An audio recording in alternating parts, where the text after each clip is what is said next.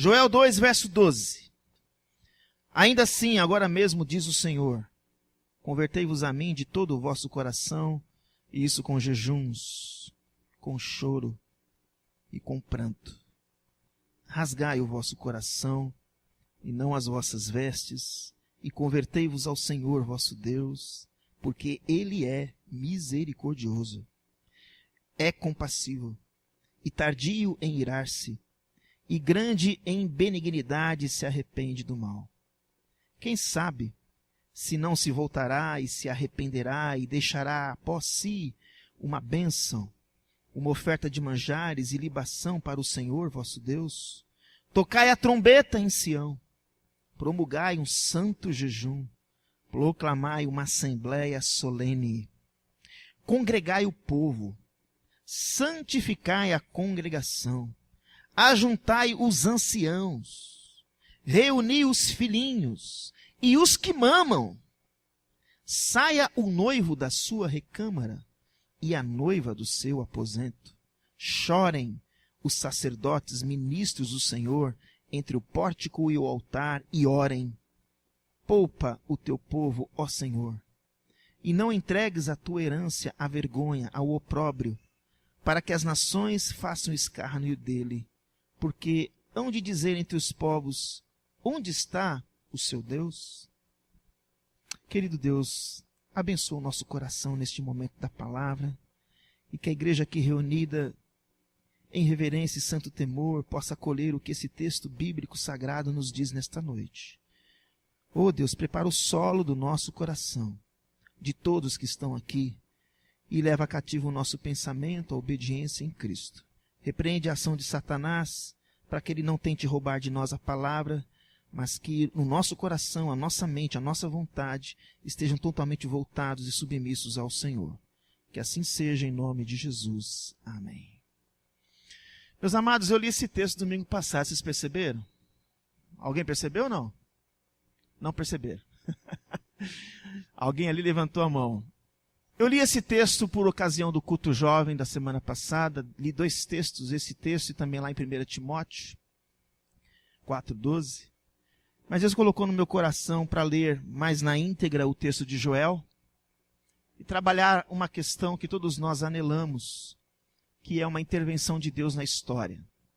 Nós estamos vivendo tempos muito difíceis, que viver numa cidade grande como São Paulo nos dá desânimo, por causa da correria, do estresse, da violência, de tanta injustiça, de tanta impunidade, de vermos o quadro da igreja evangélica no Brasil, por vermos a iniquidade crescendo, o pecado aumentando, o amor se esfriando.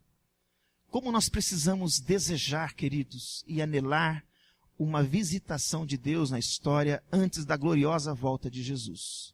Eu creio que se você é nascido de novo, se você é regenerado, se você ama Jesus, nada melhor do que você ver Deus operando. Como é gostoso a gente ver na igreja pessoas nascendo de novo, se convertendo. Eu louvo a Deus porque eu tenho visto Deus fazer coisas muito lindas no nosso meio. Eu tenho visto pessoas perseverando. Em um mundo onde todo mundo é imediatista demais, é gostoso a gente ver pessoas, casais, famílias perseverando diante das lutas, crendo nas promessas de Deus. E é bom pensar na história, é bom olhar para a história, é bom olhar para a Escritura, para que a gente pegue exemplos da atuação de Deus no passado e possamos ter esperança nos dias de hoje. Quando eu penso em avivamento, me vem à mente, ouvindo um sermão do reverendo Hernandes Dias Lopes, ele citou alguns avivamentos que marcaram a história e que mostram que o nosso Deus está vivo, que o nosso Deus não está dormindo e que Ele pode se mobilizar, Ele pode agir a qualquer momento, a despeito do quadro de crise que vivamos. Ele esteve compartilhando que na Inglaterra do século XVIII havia uma atmosfera de frieza espiritual por causa do iluminismo, do racionalismo. As pessoas ficaram muito rasas, muito frias, muito áridas no campo da devoção, no campo da espiritualidade. Naquela época, no século XVIII, estava rolando nas igrejas um descrédito às Escrituras, à autoridade das Escrituras.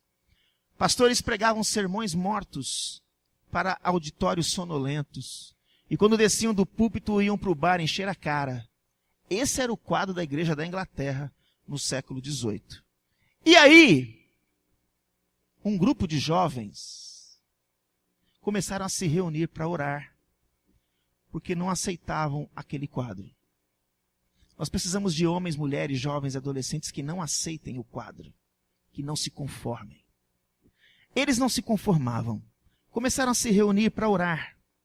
Esses jovens eram John Wesley, o seu irmão Carlos Wesley e um outro jovem chamado George Whitefield. Eles começaram a se reunir regularmente para orar, para buscar a face do Senhor. Eles estavam à procura daquilo que era básico, que era a presença de Deus.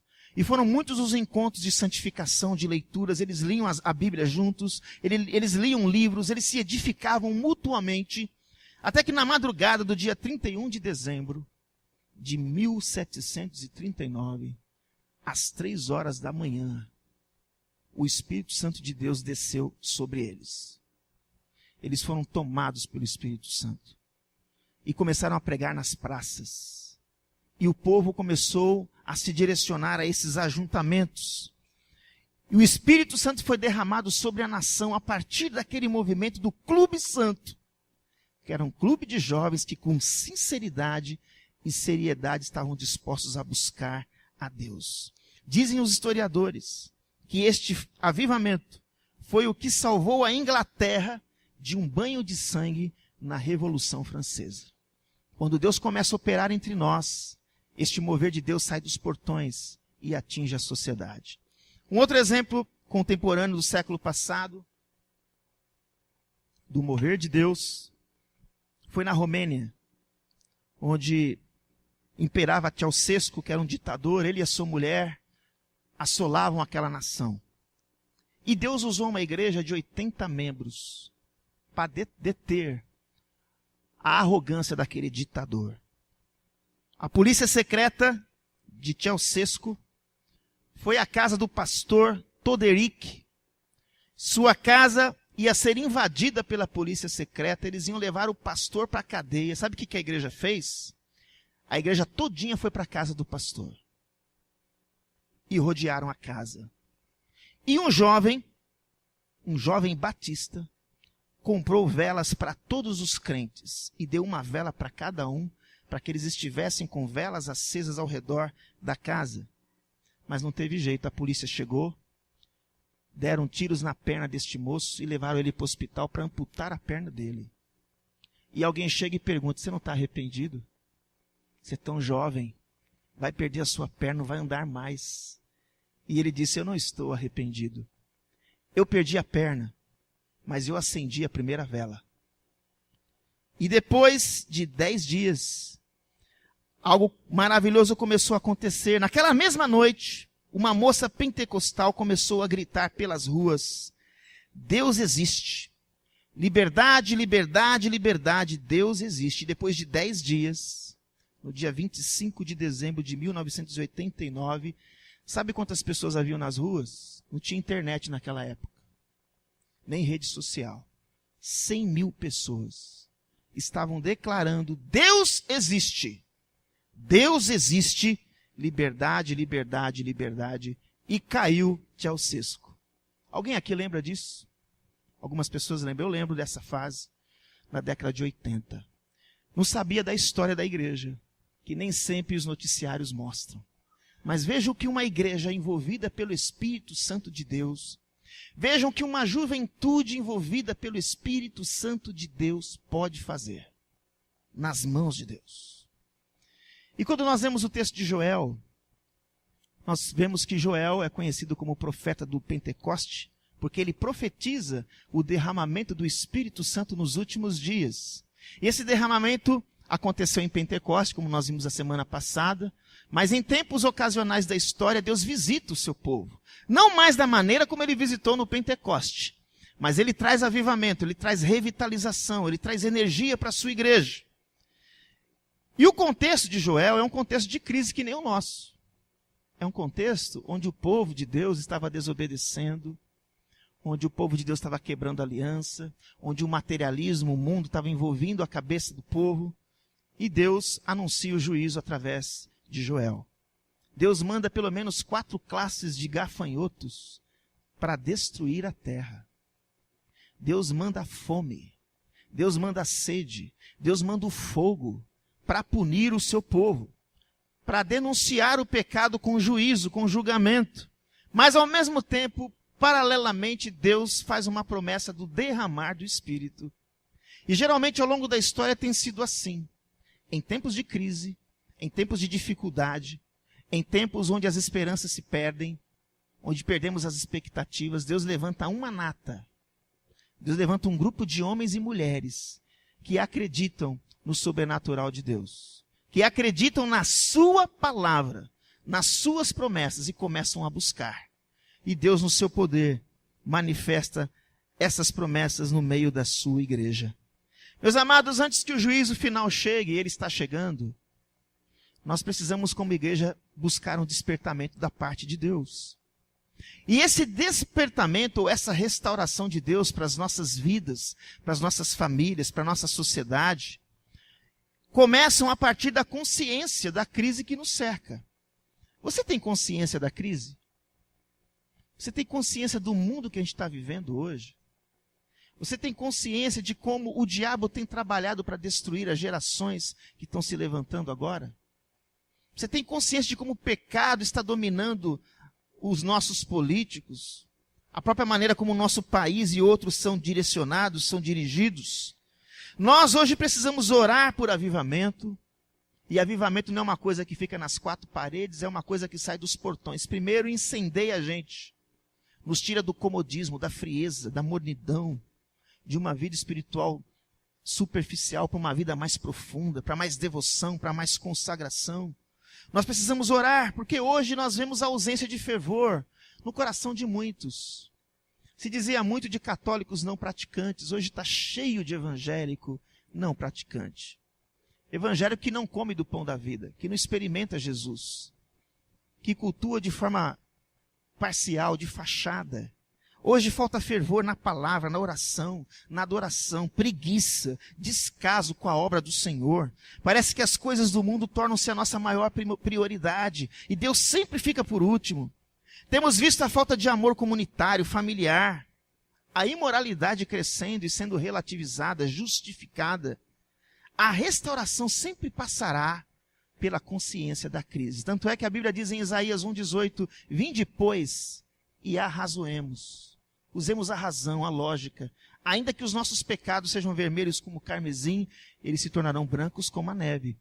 Nós temos que ter uma consciência de pecado pessoal, familiar, comunitário e na sociedade para Deus começar a agir. Como é que está a sua consciência da crise hoje? A consciência da crise leva você a dizer cada um com seus problemas? Ou te incomoda nas madrugadas, ou te incomoda no dia a dia? Se você é discípulo de Jesus Cristo, se você quer que o reino dele venha, isso tem que incomodar você. E hoje o individualismo que nós vivemos, ele é muito forte. Como é que está a sua consciência quanto ao evangelho, o seu senso de missão? A restauração de Deus começa quando nós nos apercebemos da crise. Foi assim que começou no tempo de Joel. E os profetas sofriam, sentiam dores de parto quando eles viam a mão de Deus sobre o povo por causa do povo quebrar a aliança com ele.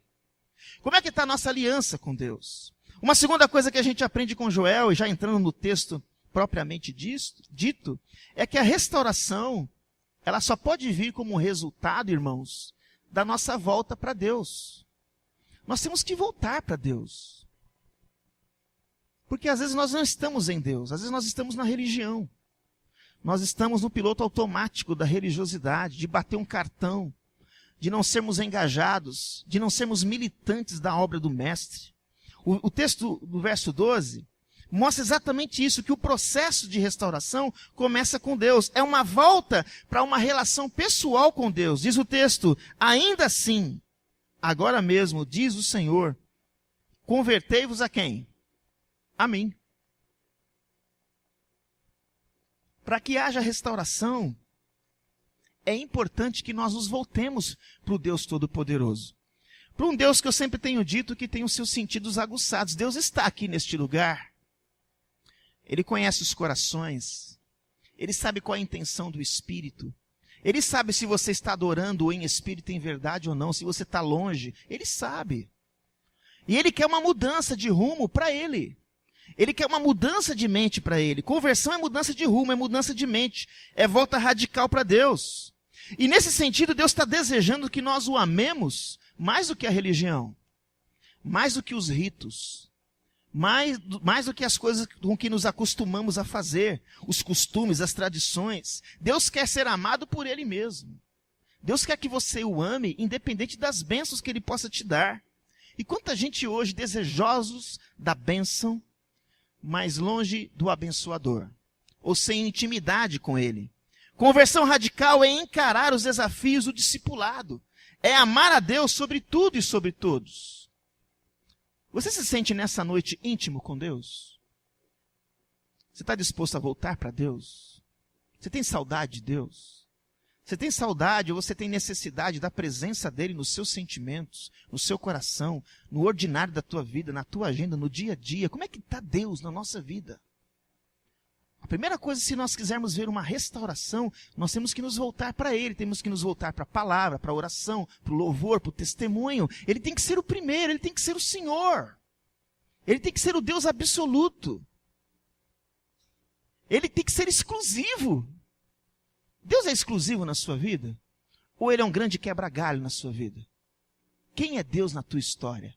Se nós desejamos restauração pessoal, familiar, comunitária, social, temos que nos voltar para Deus. Imagina uma igreja toda, carente, se dispondo a voltar para Deus, o que Deus não vai fazer. Também é uma volta com sinceridade. Não pode ser uma volta superficial, de conveniência. Porque a religiosidade nos ajuda a usar muito de conveniências, de máscaras. Diz o texto aqui, convertei-vos a mim de que forma? De todo o vosso coração. O que você entende dessa expressão, de todo o vosso coração? É com toda a alma, é com todo o desejo. É com desdobramentos radicais na vida. Conversão verdadeira é algo que envolve a mente, a razão, a maneira como a gente pensa, o óculos que a gente usa para ver o mundo. Essa conversão autêntica de todo o coração envolve os sentimentos, envolve a atitude, não é mero emocionalismo. Um amor radical por Deus não é volúvel. Não é um amor que fica preso dentro de 4 paredes de uma igreja. Não pode ser como o orvalho da manhã, que logo se acaba, que logo se dissipa. Deus chama a atenção do povo porque o povo era volúvel. O amor deles era como o orvalho da manhã que passa. Como é que é o nosso amor por Deus? É um amor que nos constrange todo dia? Conversão de todo o coração não é algo que acontece só porque os problemas se acumulam. Independente de problemas, você vai buscar a fonte inesgotável que é Jesus Cristo. É o que Ele espera para Ele restaurar. Também é uma volta com diligência. Você conhece a palavra diligência? A palavra diligência, lá em Provérbios de Salomão, é uma palavra linda que mostra que Deus faz crescer, prosperar aqueles que são diligentes, aqueles que trabalham duro, aqueles que se esmeram, que se esforçam. Às vezes nós queremos dar algo para Deus que não nos custa nada. E como isso é perceptível hoje, queridos? As pessoas estão dando o resto para Deus. A gente vê isso em N aspectos, em detalhes pequenos. Você tem dado para Deus o melhor? A minha pergunta parece muito óbvia, mas não é. Porque às vezes nós não desejamos ou não há um anelo no nosso coração para dar o melhor. Tem que ser uma volta com diligência. Porque o texto no verso 12 diz, convertei-vos a mim de todo o coração, e isso com jejuns. Com jejuns.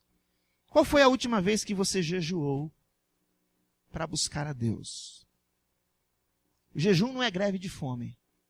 Porque você pode jejuar e passar fome, sabia disso? Não é para fazer permuta com Deus.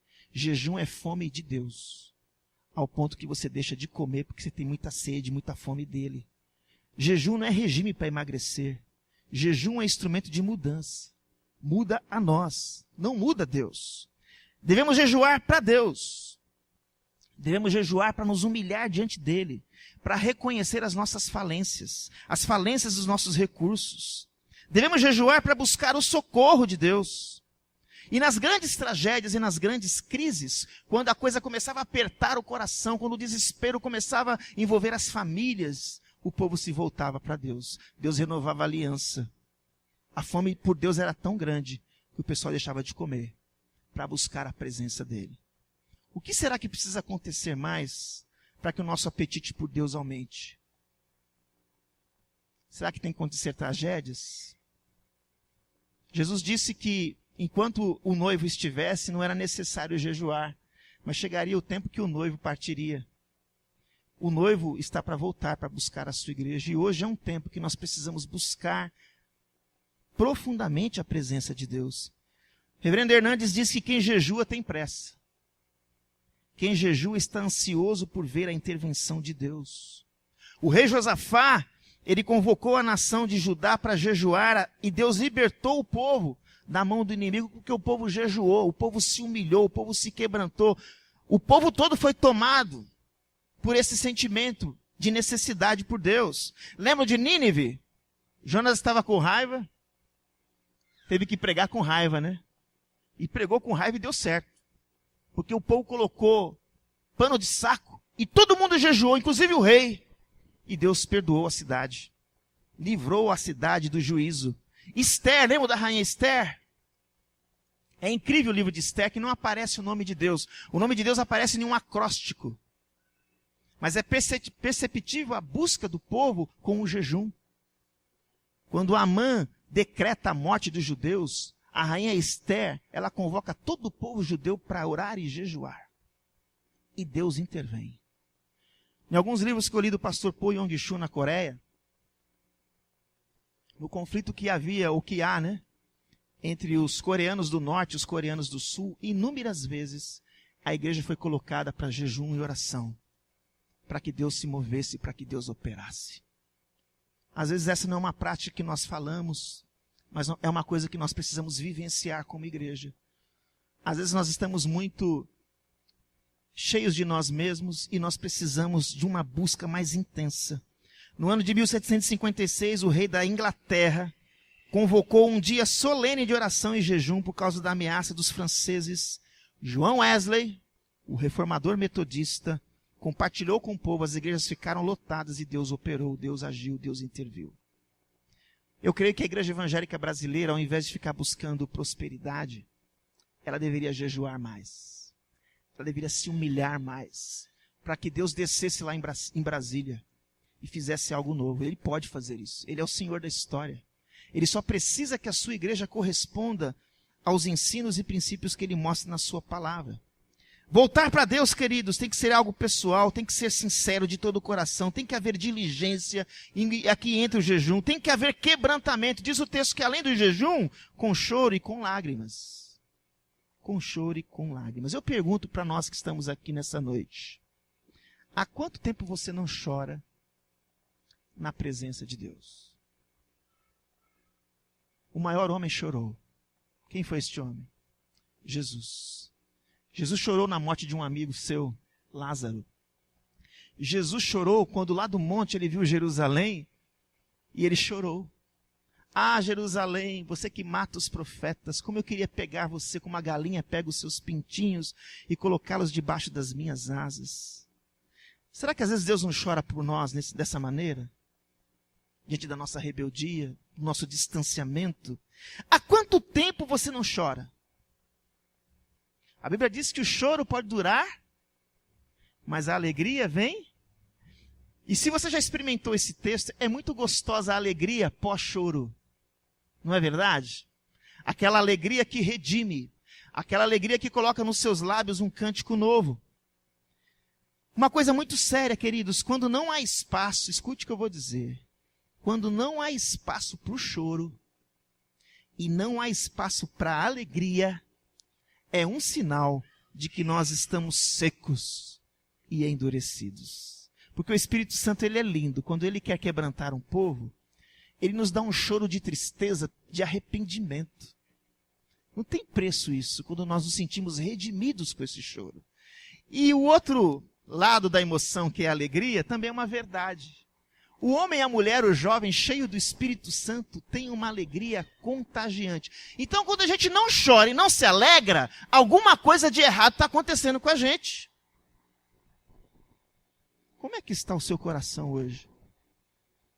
em termos de quebrantamento, carência, necessidade do Deus Todo-Poderoso. Como é que está teu coração?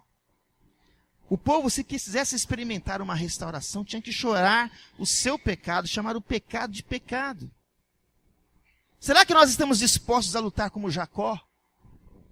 Que quando no vale de Jaboque se encontrou com o anjo, ele disse para o anjo: não saio daqui enquanto você não me abençoar. Houve uma luta, houve uma guerra. Por isso que a crise, de certa forma, é um bom sinal de que Deus quer agir por meio de nós. Mas é preciso buscá-lo. É preciso que você busque a Deus, se converta a Deus, busque de todo o coração. Que você se humilhe, se quebrante com jejum, com choro, com pranto. Temos chorado como Neemias? Hoje de manhã eu falei com os líderes sobre Neemias.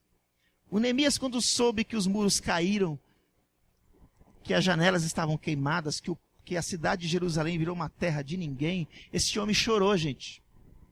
Esse homem se assentou, assentar de refletir, chorou, meditou, orou. Depois de 3 meses, Deus o preparou e o enviou numa missão para reconstruir os muros. Temos chorado como Neemias? Ou cada um com seus problemas? Vou dizer para vocês, esse negócio de cada um com seus problemas é uma constatação da nossa miséria. Porque talvez você esteja sentado aí ouvindo isso e dizendo: é isso mesmo, pastor. Cada um com seus problemas. Isso revela o nosso individualismo e a nossa necessidade de Deus. Se você aí sentado está escutando e isso não mexe com você, é uma realidade da dureza do nosso coração e da maneira como o mundo e a vida têm nos petrificado. Temos chorado como Jeremias, que chorou, o profeta chorão, a ver os jovens da sua nação desolados, vencidos pelo inimigo, as crianças jogadas nas ruas como lixo. Esse homem chora. A gente se acostumou com a desgraça alheia nesse país. A gente está se acostumando com a violência, com a injustiça, com a impunidade. A gente não chora. Quando a gente se reúne para orar, quando? A gente fala dos nossos problemas. Se nós desejamos de fato uma restauração de Deus, nós temos que pedir a sensibilidade de Deus para aqueles que estão carentes. Isso é estar vinculado ao reino. Temos chorado como Pedro?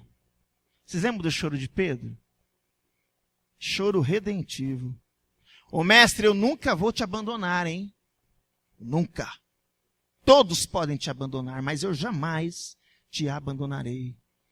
Jesus balançou a cabeça. É, Pedro, antes que o galo cante, você vai me negar 3 vezes. Prenderam Jesus, a turma toda fugiu, o Judas foi se enforcar, e o Pedrão ali, ó, nos bastidores seguindo Jesus. Aí vem uma mulher, uma serva, vem mais outras pessoas, você estava com ele. O modo de você falar demonstra isso. Não conheço esse homem, não sei quem é, juro que não sei.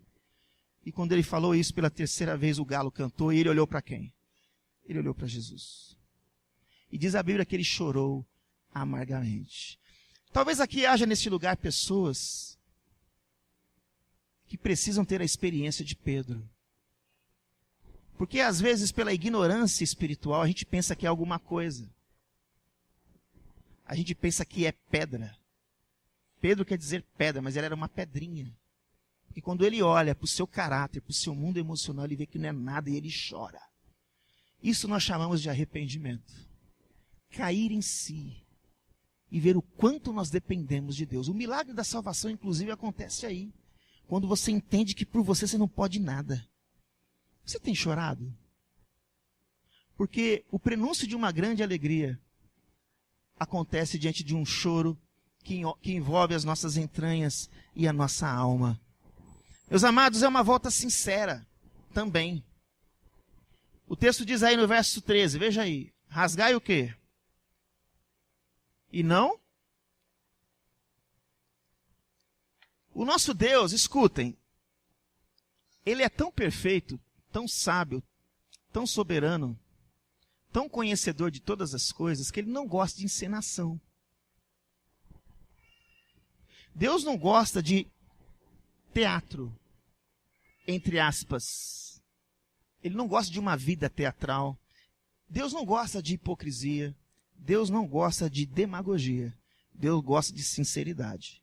Quer ver um exemplo? É Saul e Davi. Deus diz: Saul, faça isso, pode deixar que eu vou fazer. Ele vai lá e não faz. Ele faz do jeito dele, não faz do jeito de Deus. E Deus diz: olha, eu não me agrado desse homem, viu, Samuel? Já era Saul. Não quero mais ele. Eu o rejeitei. Você já pensou Deus falar isso para você? Eu te rejeitei. O Saul não aceita a exortação, rasga a roupa de Samuel e Deus diz: o teu reino já está rasgado. E vou dar para um servo melhor que tu, que é Davi. Porque eu procuro um homem que me agrada. Temos agradado a Deus? Temos o prazer de agradá-lo? Rasgar as vestes é ter uma espiritualidade só de fachada, para impressionar, para chamar a atenção. Rasgar o coração não precisa ser na frente de todo mundo. Não precisa ser uma demonstração de piedade para chamar a atenção de ninguém. Pode ser no teu quarto, em secreto. E Deus honra isso. Quando você rasga a alma, o sentimento. Deus honra a sinceridade, queridos. Lembram da parábola do fariseu e do publicano? O fariseu entra na igreja e ele diz: Senhor, eu te louvo, porque eu não sou que nem esse miserável pecador aqui. Eu oro, eu jejuo, eu dou meu dízimo. Que santidade, né, irmãos? Aí o coitado do publicano não consegue nem levantar a cabeça. E ele diz: Senhor, tem misericórdia de mim. Sê propício a mim, pecador. Quem é que saiu justificado? O publicano ou o fariseu? O publicano. Porque ele entendeu que ele era pecador, que ele era miserável. Deus prefere um Davi caído. E a queda de Davi não foi brincadeira, hein, gente? Esse cara adulterou e mandou matar. Coisa séria, que talvez eu e você não perdoasse. Mas Deus perdoou. Deus prefere um Davi caído, mas arrependido, do que um Saul cheio de presentes e bajulação, mas desonesto, desleal, mentiroso. Como é que a gente se apresenta diante de Deus? Se você quer restauração na sua vida, na sua casa, na sua igreja, na sociedade, é preciso ter uma postura assim, porque Deus vê o coração. Deus honra atitudes. Hoje de manhã eu falei sobre atitude. Às vezes a gente é cheio de diagnósticos, né? Mas não tem atitude. Na hora que tem que ter atitude, não tem. Eu poderia dar um monte de exemplo para vocês.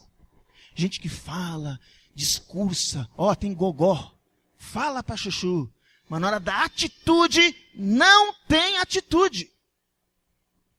Deus honra quem tem atitude. Deus honra quem tem postura. Deus honra quem se posiciona. E é melhor não falar e fazer. Em vez de falar, já chega e faz. Que Deus vai ficar mais feliz. Que atitudes Deus deseja do seu povo aqui nessa noite, por exemplo? Que atitude Deus requer de nós, diante da santidade dele? O texto também diz, veja aí o comecinho dele, verso 12. Ainda assim, agora mesmo, diz o Senhor. A volta para Deus tem que ser urgente. Não é para amanhã. Queridos, escute aqui, A volta para Deus não é amanhã. É agora. É hoje. Porque o amanhã não pertence a nós, amanhã a gente pode estar morto. Deus quer uma volta agora. O momento é hoje. Às vezes nós somos nostálgicos demais e não buscamos mudar o presente. Mude o presente com atitudes. Mude o presente a despeito do que você vê, do que você enxerga. A Bíblia sempre diz que hoje é o dia, não amanhã, aceitável da salvação. Tanto é que o profeta Joel, sabe o que ele faz? Ele ordena: tocai a trombeta em Sião.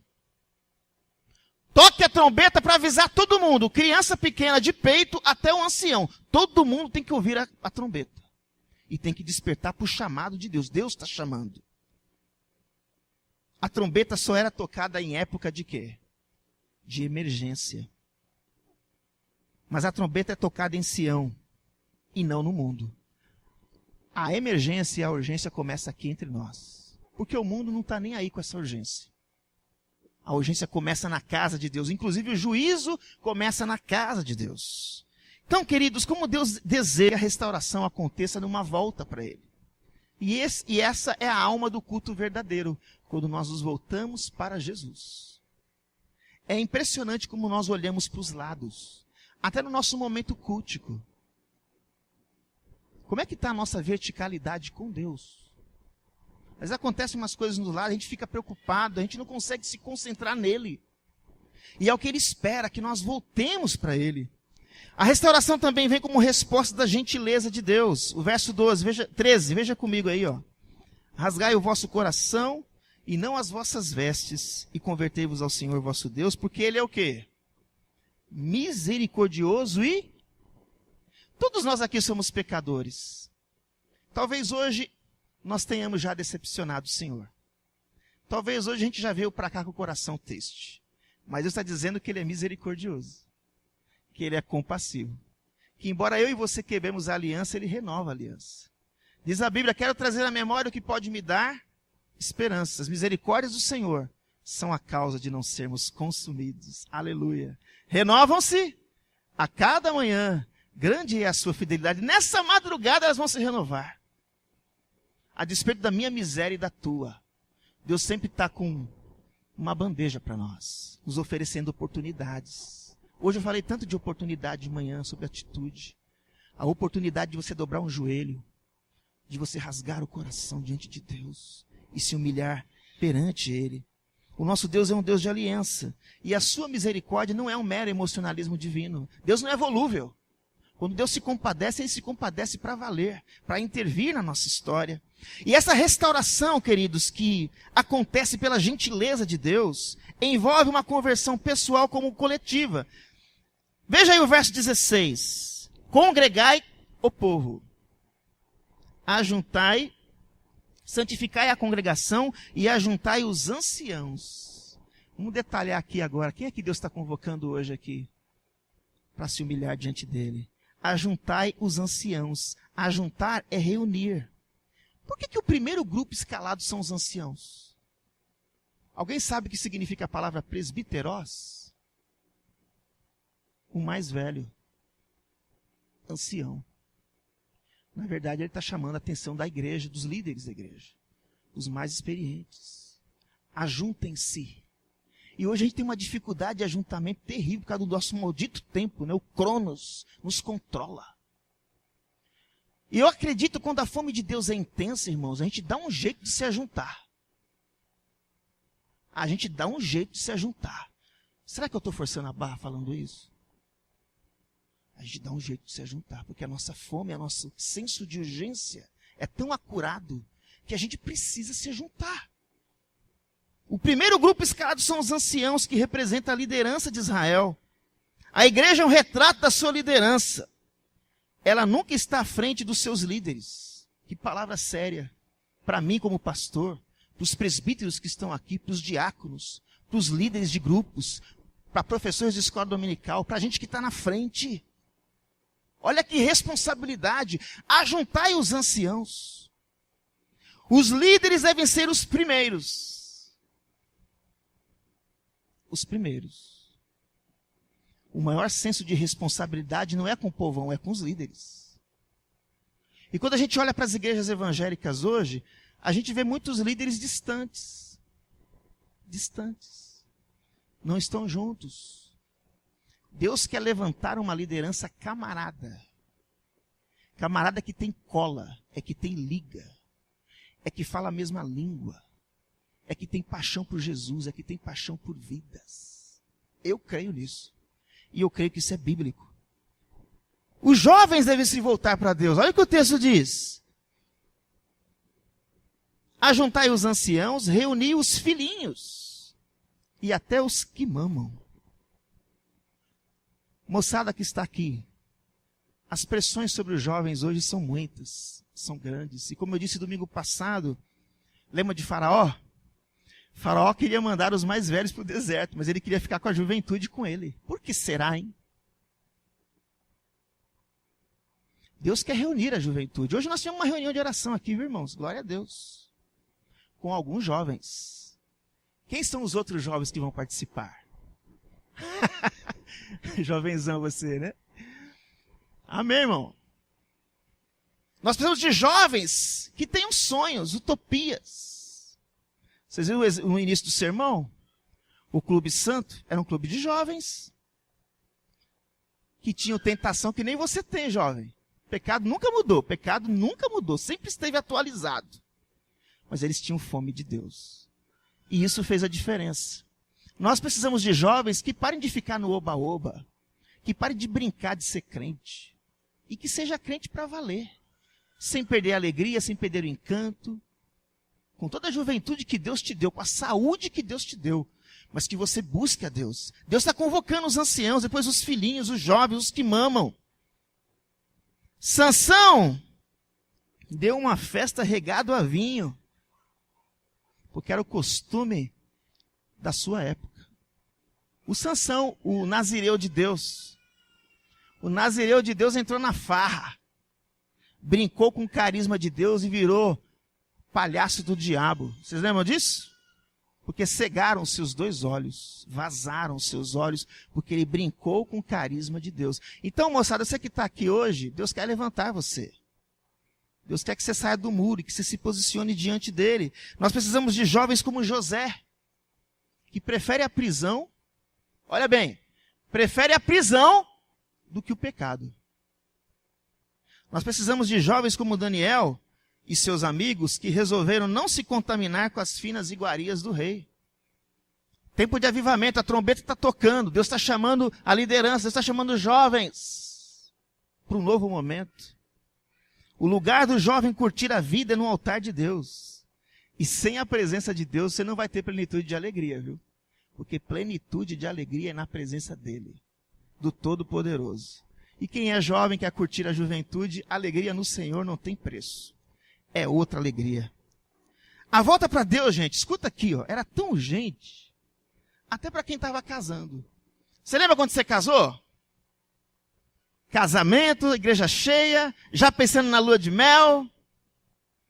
O texto está dizendo, ó, para o casamento e vamos buscar o Senhor. É mole? Ah, Senhor, depois da lua de mel. É para parar.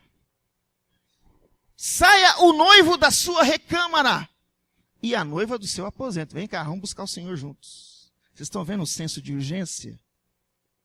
Agora, por quanto menos a gente deixa de buscar o Senhor? Você consegue pensar nisso? A gente não prioriza. E a gente quer avivamento? O que avivamento vai vir? Não vai vir.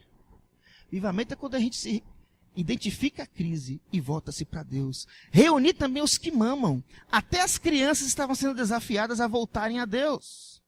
Nós precisamos criar filhos para a glória de Deus. O verso 17. Chorem os sacerdotes, ministros do Senhor, entre o pórtico e o altar. Sabe o que o reverendo Moody disse certa vez? Grande evangelista. Ele disse que o maior obstáculo da obra